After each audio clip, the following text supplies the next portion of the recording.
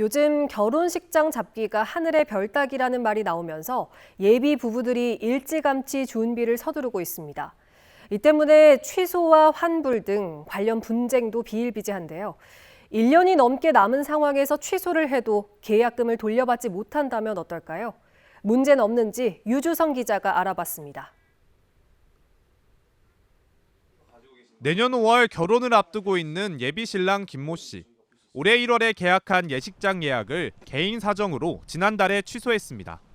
예식까지 1년이 넘게 남아 계약금 110만 원을 돌려받을 수 있다고 생각했는데 예식업체는 한 푼도 줄 수 없다는 답변을 내놓았습니다.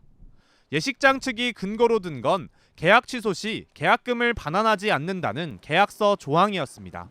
뭐 그렇게 영업 손실을 발생한 적도 없고 그냥 그 110만 원을 그냥 이제 자기네들이 갚는다는 건데 이건 좀 부당하다고 생각하죠. 저는 이제 신혼부부니까 돈이 없지 않습니까, 사실.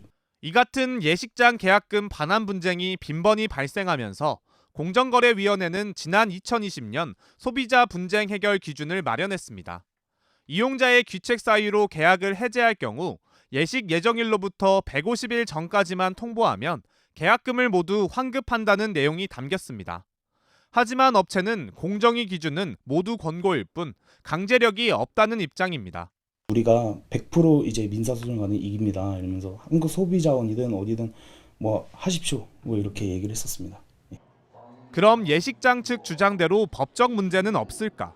실제 판례를 살펴봤더니 다른 결과를 심심치 않게 찾아볼 수 있습니다. 예비 부부가 결혼식 83일을 남겨두고 예약을 취소하면서 계약금을 돌려달라고 제기한 소송에서 계약서에 별도 조항이 있었음에도 불구하고 실제 손해가 발생한 부분을 제외하고는 업체가 계약금을 반환해야 한다는 2심 판결이 지난해 나왔고 결혼식을 3개월 앞두고 예약을 취소한 사건에서도 계약 조항의 효력이 없다면서 계약금을 모두 반환하라는 판결이 지난 2021년 나오기도 했습니다.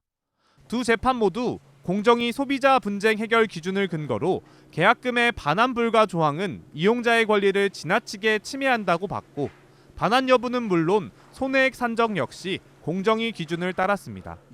한편 예식장 측은 계약 파기의 원인이 상대에게 있고 예식장을 1년 전에 예약하는 경우가 대부분이라 새로운 고객을 유치하지 못해 손해가 날 가능성이 있다는 점을 고려해야 한다며 최근 계약금 반환을 요구하는 소송에서 승소한 사례도 있다는 입장을 취재진에 전했습니다. MBC 뉴스 유주성입니다.